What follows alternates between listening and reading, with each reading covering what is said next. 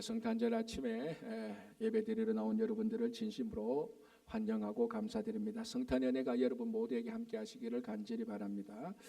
여러분, 성탄절 크리스마스에 세상 사람들한테 아니면 어린아이들이나 어른들한테 성탄절에 가장 중요한 것이 무엇이냐라고 물으면 뭐라고 대답할 것 같습니까?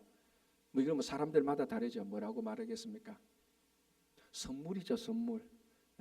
선물 없는 성탄절은 의미가 없습니다. 그죠? 자, 그럼 우리들에게도 믿는 자들에게 성탄절에 무엇이 제일 중요합니까? 물으면 우리는 뭐라고 대답하겠습니까? 여전히 우리도 똑같이 선물입니다. 단 이제 그 선물이 뭐냐? 선물의 콘텐츠가 다른 거죠. 우리는 성탄절에 모든 인류를 위해서 구원의 선물을 주신 예수 그리스도를 우리는 가장 좋은 선물로 기억하고, 이 성탄절에 예수라는 선물이 없는 것은 사실은 성탄절이 아닙니다. 크리스마스의 크리스가 크라이스트 그리스도 아닙니까? 크리스마스가 크라이스트 플러스 마스, 그리스도에게 미사 예배 드리는 것 아닙니까? 그런데 그리스도가 빠진다면 이 미사는 아무런 예배는 의미가 없는 것 아닙니까? 그래서 성탄절에 가장 중요한 것은 선물입니다. 이제 선물이 뭐냐에 따라서 진짜 성탄절이냐 아니면 세상 사람들이 즐기는 그냥 공휴일이냐, 이게 이제 구별이 되는 겁니다. 오늘은 정말 성탄절의 첫 성탄절에 온 인류를 위하여서 하나님께서 우리에게 주신 가장 참된 구원의 선물에 대해서 선물을 주신 그 사건에 대해서 우리가 같이 한번 보려고 합니다. 성탄절은 매년 우리가 맞이하는 성탄절에 관해서 성경은 성경 구절이 무슨 내용이라는 것을 우리는 너무나 잘 알고 있습니다. 마태복음에는 동방박사들이 나타나고 누가복음에는 목자들이 나타나고, 그래서 성탄절 이야기를 해보라 그러면 대부분이 동방박사의 이야기를 하거나 아니면은 목자들의 이야기를 하는 이 두 가지가 가장 중요한 핵심이죠. 그러나 성탄절이 돌아올 때마다 이 두 가지 동방박사들이나 목자들의 이야기를 생각하면 할수록 매년 새롭게 다른 메시지로 우리에게 찾아오고 있습니다. 오늘은 우리가 누가복음에 나타난 목자들이 첫 성탄절 때 첫 선물에 대한 소식을 듣고 첫 선물인 아기 예수께 경배하는 그 내용을 보겠습니다. 자, 8절에 그 지역의 목자들이 밤에 밖에서 자기 양떼를 지키더니 주의 사자가 곁에 서고 주의 영광이 그들을 두루 비침에 크게 무서워하는지라. 천사가 이르되 무서워하지 말라. 보라, 내가 온 백성에게 미칠 큰 기쁨의 좋은 소식을 너희에게 전하노라. 그래서 마태복음에 보면은 동방박사들이 메시아의 별을 보는 것을 통하여서 메시아가 났다는 것을 알았고, 누가복음을 기록한 누가는 그 지역의 밤에 양을 치는 이 목자들에게 주의 천사가 나타나서 메시아가 났다는 좋은 성탄의 좋은 구원의 소식을, 좋은 소식을 알려준 것으로 되어 있습니다. 자, 목자는 제가 전에도 한두 번 말씀드린 것처럼 목자는 우리들이 생각하기에는 굉장히 낭만적이고 목가적인 그런 직업이지만 2000년 전 이 당시 목자는 굉장히 사회적으로 천대받는 직업이었습니다. 그러니까 물론 직업에는 귀천이 없다고 말을 하지만 그래도 사람들이 볼 땐 저 직업은 좀 레벨이 낮아, 좀 무시하는 그런 직업 중에 하나였고, 특별히 목자라는 사람은 이거 경건한 유대인들에 의하면 목자들은 굉장히 신앙적으로보다 자기들의 경건성에 비추어서 굉장히 무시했던 사람들입니다. 왜냐하면 목자들이 양을 몰고 가다면 이곳저곳을 양에게 좋은 꼴을 먹이려고 한다면 이곳저곳 경계를 넘어서 막 다녀야 됩니다. 그러다 보면은 이방인의 땅에 들어가기도 하고 그 들과 그 야외에 배설물이 그 짐승의 배설물들을 밟기도 하고, 그래서 경건한 유대인들이 목자들을 볼 때는 굉장히 불경건한 사람으로 보았고, 그 당시에 접촉해서는 안 될 불경건한 5가지 직업 가운데 하나가 바로 목자였습니다. 그러니까 이 목자라는 사람은 사회적 신분이나 신앙의 어떤 경건적으로 보았을 때 절대로 존중받거나 사람들에게 인정받는 그런 사람들이 아니었습니다. 그럼에도 불구하고 목자들은 굉장히 힘든 생활을 했습니다. 그리고 목자들이 양을 데리고 나서 꼴을 먹일 때 주로는 이제 보통은 출퇴근을 합니다. 자기 집에 자기 집 우리에 있는 그 양을 데리고 가서 오전 오후 양에게 꼴을 먹이고 다시 집으로 데리고 오죠. 그래도 이런 목자는 좀 편한데 이제 자기 마을에 자기가 살고 있는 그 지역에 양들이 먹을 꼴을 다 먹으면 어떻게 해야 됩니까? 우리말로 원정 출장을 가야 됩니다. 그 근처에 먹을 꼴이 없으니까. 그러면 양을 데리고 한 사람의 목자가 또는 여러 명의 목자가 여러 양떼를 데리고 멀리 가야 됩니다. 때로는 뭐 일주일, 2주일. 그럼 이제 그렇게 밖에 나가면 옛날에 뭐 여관이라든지 제대로 된 숙박 시설이 있는 게 아니고 제대로 된 식당도 있는 것도 아닙니다. 그러니까 그냥 그 밤에 그 야외에서 추운 밤에서 산짐승의 위험을 무릅쓰고 거기서 잠에서 양을 지켜야 되는 겁니다. 오늘 바로 이 본문에 나타나는 목자가 그런 목자입니다. 8절에 그 지역의 목자들이 밤에 밖에서 자기 양떼를 지켰다는 것. 그래 출퇴근한 목자가 아니죠. 이미 자기 지역, 자기 근처에 있는 꼴을 좋은 꼴을 다 양들이 먹었기 때문에 멀리 가서 꼴을 먹이는 겁니다. 피곤한 하루였고 지친 하루였고 뭐 그렇다고 해서 사람들이 열심히 일하니까 당신은 참 훌륭한 사람들입니다. 우리 지역을 지키는 사람이다. 그렇게 인정했던 사람들도 아닙니다. 그런데 바로 이런 사람들에게 인류 최고의 인류가 지금까지 역사적으로 인류가 들을 수 있는 가장 위대한 가장 좋은 소식을 하나님께서는 이 목자들을 선택해서 메시지를 주었다는 것. 그러니까 사회적으로 인정받지 못하고 무시하고 불경건하다고 무시받는 천대받는 이 사람들, 그럼에도 불구하고 하루 종일 수고해도 수고한 만큼 열매를 얻지 못하는, 늘 가난한 상태로 살아가는, 가난하고 소외받고 무시당하고 멸시받는 바로 이 사람들에게, 그럼에도 불구하고 자기 일상의 삶에 묵묵히 감당하는 이 사람들에게 하나님의 가장 인류의 위대한 메시지가, 좋은 소식이 전해졌다는 것. 자, 이렇게 목자들에게 좋은 소식이 전해지는 이 과정과 이 의미를 보면은 예수님께서 이 땅에 오셨던 그 모습하고 아주 유사합니다. 자, 예수님께서는 하늘의 가장 높은 보좌를 버리시고 하나님과 같은 보좌를 버리시고 가장 낮고 천한 마리아의 몸을 빌려서 이 땅에 왔습니다. 우리가 마리아, 그러니까 지금 가톨릭이라면 거의 뭐 신적인 숭배까지 하는 사람이 마리아지만, 우리도 신앙의 가장 경건한 여인으로 생각하는 마리아지만, 그 당시 마리아는 나사렛 처녀 아니었습니까? 나사렛은 깡촌 중에 깡촌이었습니다. 지금 오늘날 우리 시대에 하면 전기도 안 들어가는 곳, 도로도 닦이지 않은 곳, 그곳에 있는 한 10대 소녀의 몸에서 난 것입니다. 하늘의 가장 높은 보좌에, 로마 황제의 보좌와도 비교할 수 없는 가장 높은 보좌에 있던 하나님께서 그분 스스로가 하늘의 보좌를 버리시고 이 땅에 가장 낮고 천한 나사렛 처녀의 몸에서 온 것, 그리고 그 아기 예수가 가장 먼저 자기 몸을 누인 곳은 말구유 아닙니까? 말구유가 말밥통 아닙니까?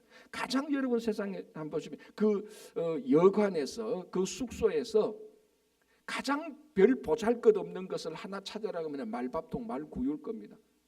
그러니까 이 말구유는 없어도 다른 것으로, 그 다른 뭐 밥그릇 다 찌그러진 밥그릇 가져와서도 말구유를 할 수 있는, 언제든지 대체 가능하고 언제든지 그게 없다고 해서 생활에 아무런 어려움이 없는, 정말로 보잘것없는 게 바로 말구유 아닙니까?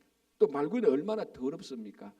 말밥통이니까 온갖 사람이 먹는 찌꺼기 같은 것을 다 담고 있는 게 말구유인데, 그렇다고 해서 말구유가 한겨울에 밖에 춥다고 해서 추우니까 야 저 말구유 춥겠다 안으로 들여놔라, 그렇게 하는 것 아니지 않습니까? 그러니까 그 여간에서 가장 무시당하고 가장 더러운 것, 그게 바로 말구유인데, 거기에 예수 그리스도의 이 하늘의 보좌를 버리고 이 땅에 오신 바로 예수 그리스도의 첫 몸이, 이 바디가 처음에 몸에, 이 세상에 와서 몸에 닿은 곳이 바로 말구유입니다. 낮고 천한 곳 아닙니까? 그렇게 본다면은 가장 좋은 소식이 목자에게 전해진 것과 같은 경로로, 같은 의미로 예수 그리스도께서 말구유에 누이신 것, 이것은 동일한 의미고 동일한 메시지를 우리들에게 전해주는 겁니다. 성탄이라는 것은 뭔가 하면은 이 세상에서 다른 사람들에게서 존경받고 인정받고 인기 있고 권력을 쥐고 물질의 많은 것을 가지고 떵떵거리며 사는 사람들에게 주어진 것이 아니라는 것이 성탄의 근본 메시지입니다. 항상 약했고 소외됐고 오해받았고 무시당했고 연약했고, 평소에 그런 삶을 사는 사람들에게 하나님은 관심을 가지시고 그런 사람들에게 좋은 소식을 전해주고, 바로 그런 것을 상징하는 말구유에 예수님께서 오신 것. 그래서 성탄절은 등 따시고 배부른 사람들에게는 소망과 기쁨이 아닙니다. 그러니까 성탄절은 등 따시고 배부른 사람들에게는 그저 그냥 하루 노는 세상의 공휴일입니다. 그러나 항상 연약하고 소외받고 가난하고 힘든 사람들에게 성탄은 새롭게 시작하는 희망이고 용기고 기쁨의 메시지라는 것입니다. 넓게 보면은 이 성탄의 메시지가 우리 이민자들에게 주는 기쁨과 용기와 희망이 있는 것 아닙니까? 근본적으로 보면 이민자들은 주류 세대가 아닌 이민자들, 그 주류 세대자들이 인류 역사적으로 주류 세대가 늘 이민자들을 무시했고 자기들의 관점과 다르다고 해서 자기들의 신앙과 다르다고 해서 불경건하다고 했던 사람들, 그 사람들이 이민자들 아니에요. 그래서 한 커뮤니티에서 성탄의 메시지가 주어질 때 진짜 기뻐하고 즐거워하는 사람은 그 커뮤니티에서 등 따시고 배부른 사람이고 그 경계에 있어서 늘 힘이 없고 연약하고 소외했고 차별받았던 그 사람들에게 희망과 용기와 그리고 기쁨과 구원의 메시지입니다. 그래서 우리 이민자로 사는 우리들에게 이 목자에게 임한 성탄의 메시지, 가장 거룩한 몸이 말구유에 누우신 예수님의 몸을 보면서 우리에게 큰 위로와 소망과 하늘의 기쁨과 구원의 즐거움을 가지고 살아가는 날이 바로 성탄절입니다. 그래서 이 성탄절을 통하여서 새로운 삶, 새로운 기쁨과 용기와 희망이 시작되기를 바랍니다. 자, 10절 이렇게 되어 있습니다. 천사가 이르되 무서워하지 말라. 보라, 내가 온 백성에게 미칠 큰 기쁨의 좋은 소식을 너희에게 전하노라.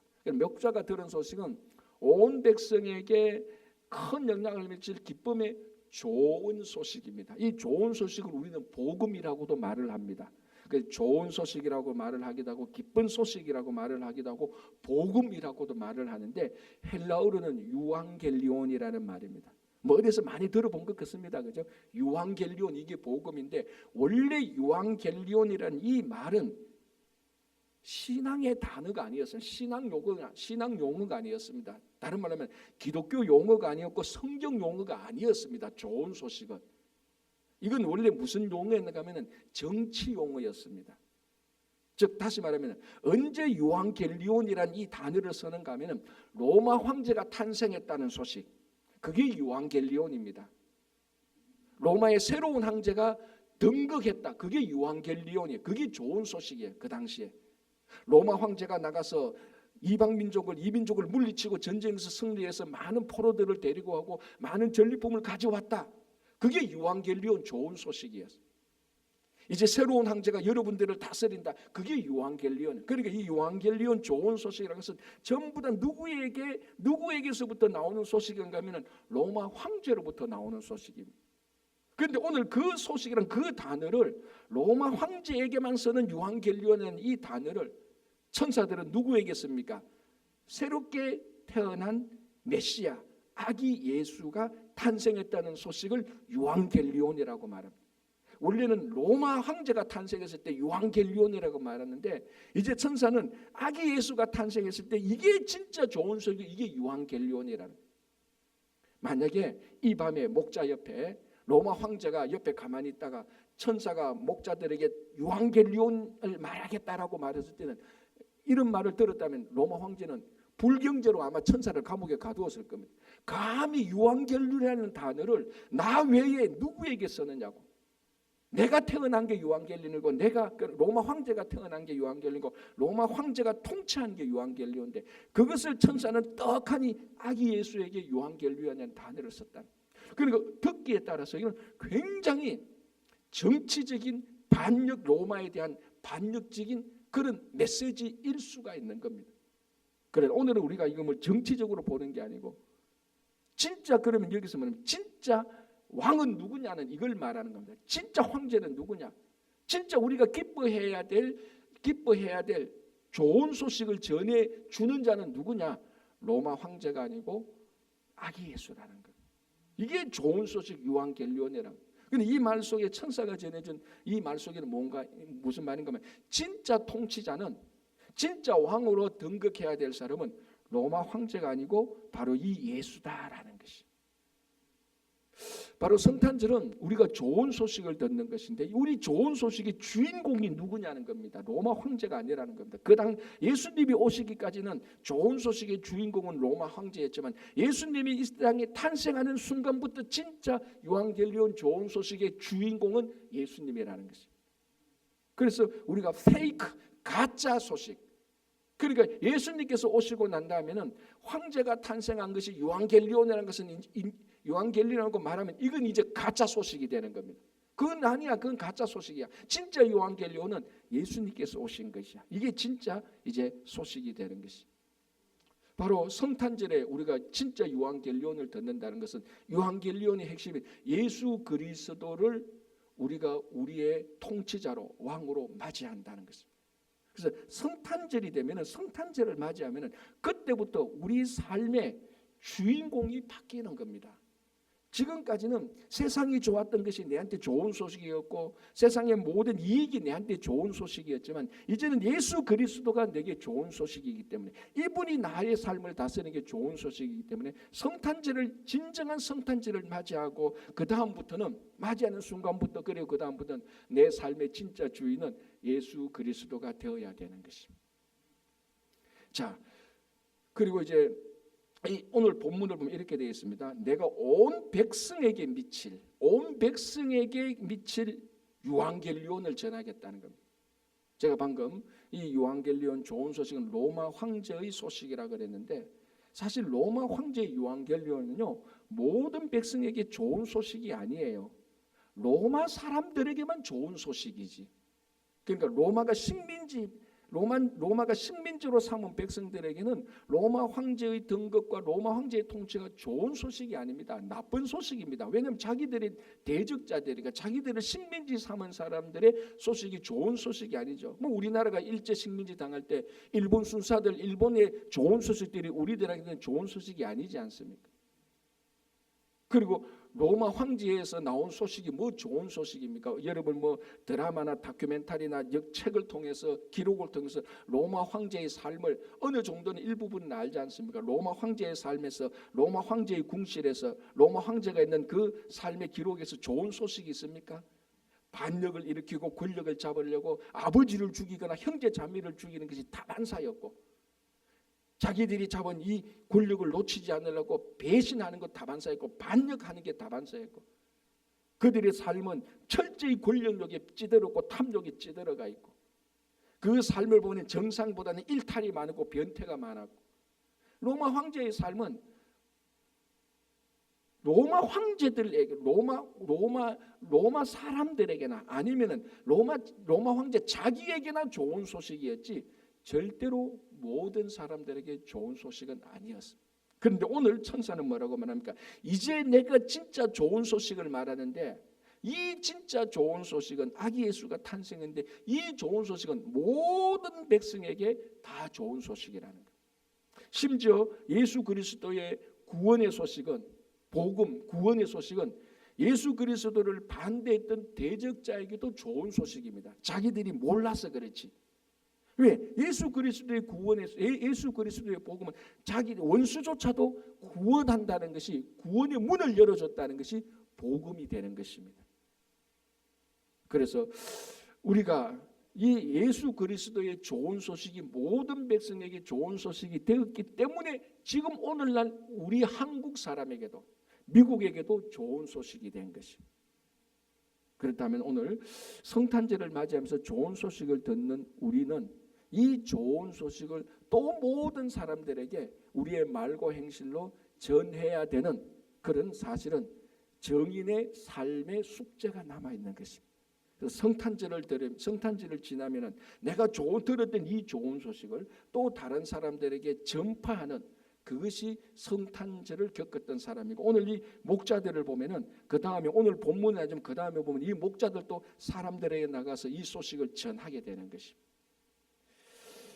자, 그 좋은 소식의 내용을 보겠습니다. 10절에 이렇게 되어 있습니다. 오늘 다윗의 동네에 너희를 위하여 구주가 나셨으니 곧 그리스도 주시니라. 자, 그럼 이 좋은 소식의 진짜 콘텐츠는 뭐냐?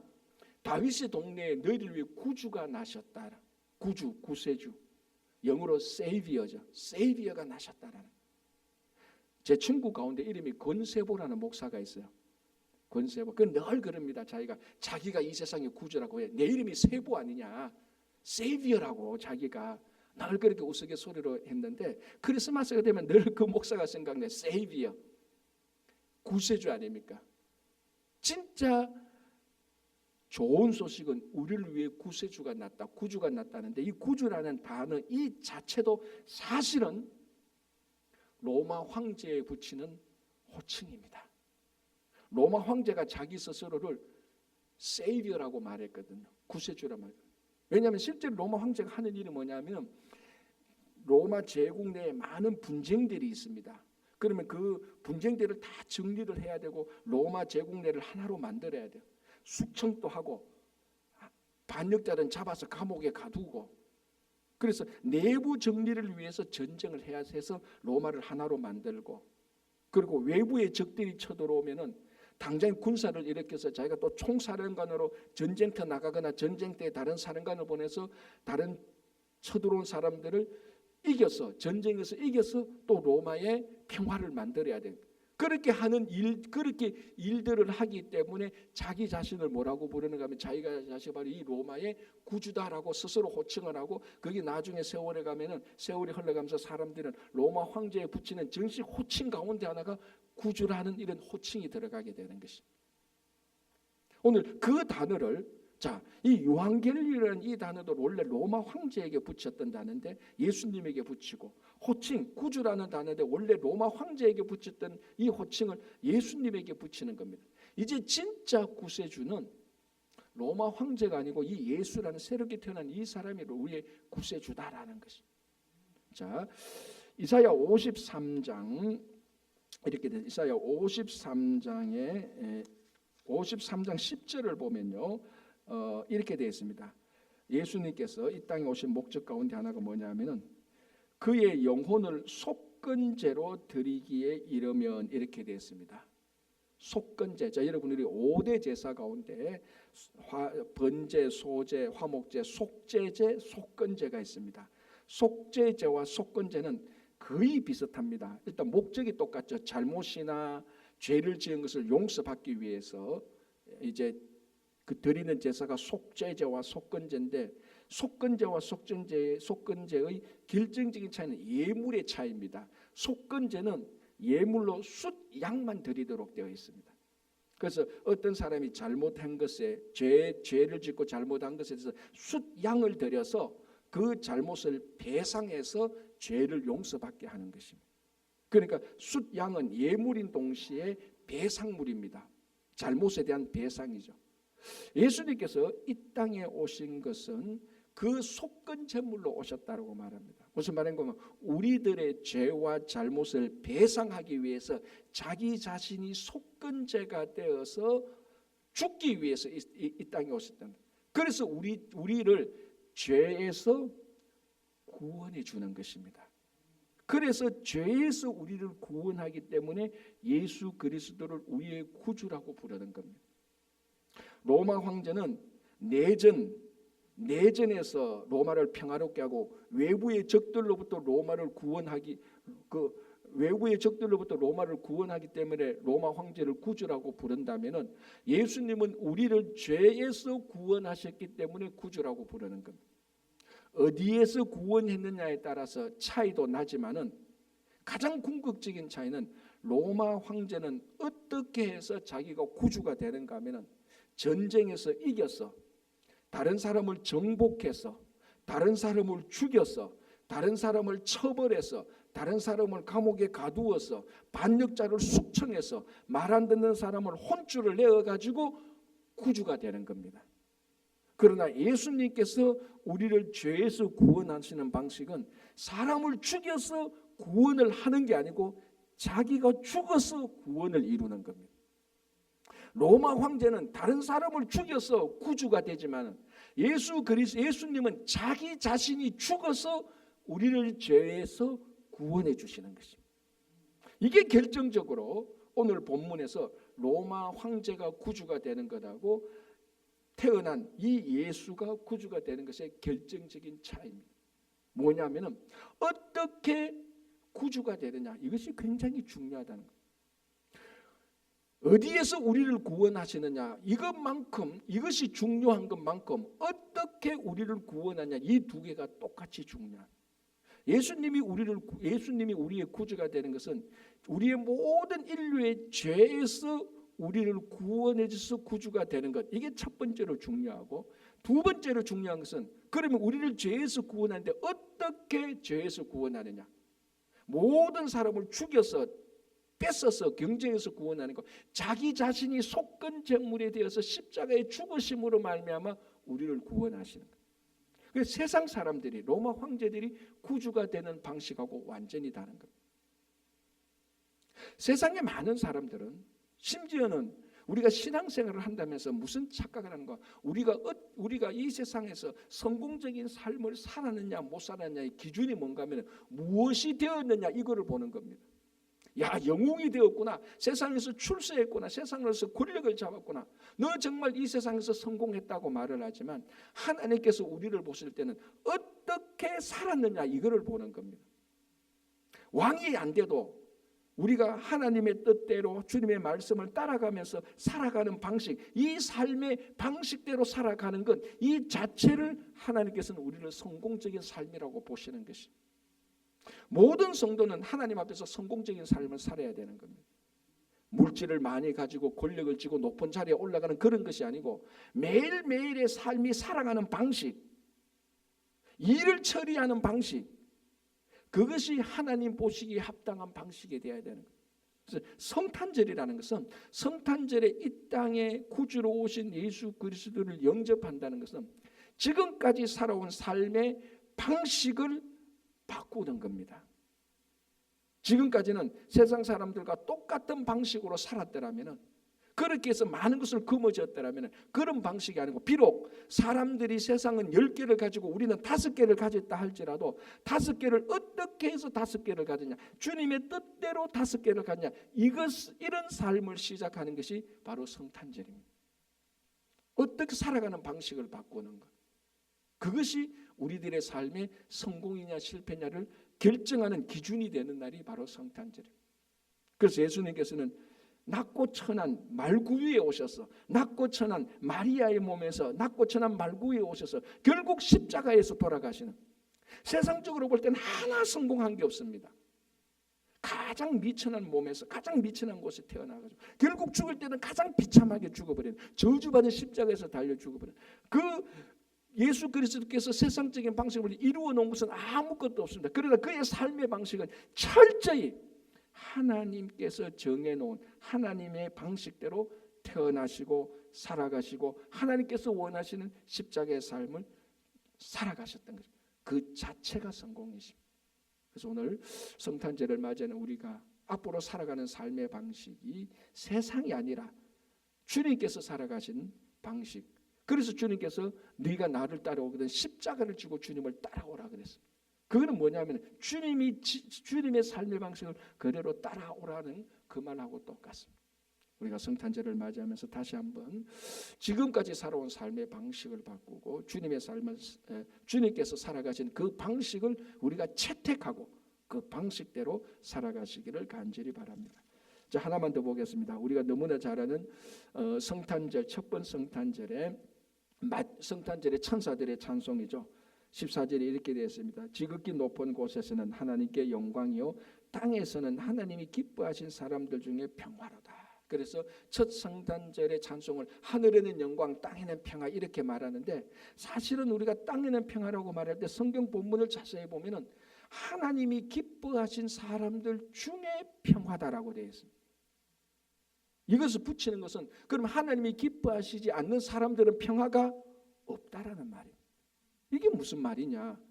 하나님이 그러면 기뻐하지 않는 사람들은 성탄절에 평화가 없고 하나님 기뻐하시는 사람들에게 성탄에 평화가 있다. 그러면 아까 모든 사람에게 미칠 좋은 소식이라고 말해놓고 왜 하나님이 기뻐하시지 않는 사람들에게는 평화가 없냐? 그럼 이게 앞뒤가 맞지 않느냐? 그런 질문을 할 수가 있습니다. 그럼 여기서 하나님이 기뻐하시는 사람들 중은 하나님이 기뻐하시는 사람들은 평화를 누리는데 누가 하나님이 기뻐하시는 사람들이냐? 뭐 그걸 우리가 교리적으로 뭐 이렇게 우리가 여러 가지 뭐 따질 수는 있겠지만 가장 확실한 것은 첫 성탄절 때에 예수님께서 이 땅에 메시아로 오실 때 누가 기뻐했고 누가 기뻐하지 않았는가를 보면은 누가 하나님이 사랑하시는 사람이고 누가 아닌 사람인가가 확연히 드러나는 거예요. 첫 성탄절에 예수님께서 이 땅에 오신 것을 기뻐했던 사람들은 누굽니까? 목자들이었습니다. 동방의 박사들이었습니다. 그 소식을 들으던 낮고 천한 마리아였습니다. 그래서 이런 사람들은 다 예수님이 이 땅에 나타난 것을 기뻐하고 즐거워했습니다. 그런데 예수님께서 이 땅에 첫 성탄절에 예수님께서 이 땅에 오실 때 싫어했던 사람들이 누굽니까? 헤롯이 그랬죠.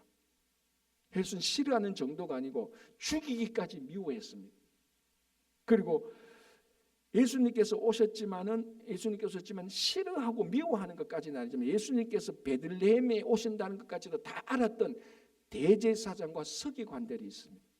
그 사람들은 구약 성경을 펼쳐가면서 헤롯 옆에서 동방박사들이 예루살렘에 있는 헤롯 왕에 와서 이 땅에 새로운 왕으로 난 사람이 어디냐, 우리가 그들에게 경배해야 되겠다고 말할 때 헤롯 왕이 야, 그 사람이 어디에서 났느냐, 그래서 종교 지도자들 대제사장과 서기관들을 불러서 어디에서 나겠느냐, 그러니까 그 사람들이 자기들이 아는 구약 성경을 펼쳐보니까 베들레헴에서 나십니다. 그렇게 말했던 대제사장과 서기관들은 예수님께서 어디에서 났다는 것까지도 알았으면서도 자기들은 하나도 기뻐하지 않았습니다. 시큰둥했습니다. 그냥 메시지만 전해줬지, 그냥 그렇게 났다는 것을 알려만 줬지 기뻐하지 않았습니다. 자, 그러면은 기뻐했던 사람들하고 기뻐하지 않았던 사람들하고 그 이 사람들을 구별하는 기준이 뭡니까? 딱 하나입니다. 예수님께서 이 땅에 오신 것을 영접한 사람들과 영접하지 않은 사람들로 딱 나누어지는 거예요. 여러분, 성탄절이 30번, 50번, 100번을 지나가도 하나님께서 메시아를 이 땅에 보냈던 예수 그리스도를 영접하지 않는 한 그 사람의 심령에는 하늘의 평화는 없습니다. 공휴일의 즐거움은 있겠지만, 연말이라 해서 아이고 며칠 쉬는구나, 아이고 편하다라는 것은 있겠지만은 이 성탄절의 본질인 하늘의 기쁨과 즐거움을 누리는 그 평화는 없는 것입니다. 그래서 점점 이렇게 되어 가니까 우리가 늘 하는 말 아닙니까? 지금은 솔직히 메리 크리스마스라고 인사하는 사람들보다 해피 할리데이라고 인사하는 사람들이 훨씬 더 많습니다. 왜? 이 사람들은 그냥 할리데이 아닙니까?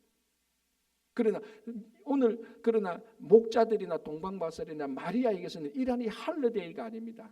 무슨 날입니까? 메시아가 이 땅에 오신 하늘의 평화를 누리는 사람들입니다. 그래서 천사들이 찬양하게 된 하늘에는 영광이지만 땅에서는 평화, 그냥 평화겠냐? 하나님이 기뻐하시는 사람들 중에 하나님이 보낸 메시아를 영접하는 사람들이 하늘의 평화를 누린다라는 것입니다. 그래서 매년 성탄절을 보내지만 그냥 단순한 할리데이가 아니고 예수님께서 이 땅에 오셨으니까 그것이 너무나 기쁘고, 그래서 내 마음속에, 우리 삶 속에 세상의 평화가 아니고 하늘의 평화를 누리고 그것을 맛보고 이 평화 속에서 살아가는 성탄절이 되시기를 간절히 바랍니다. 기도하겠습니다. 하나님 아버지, 감사합니다.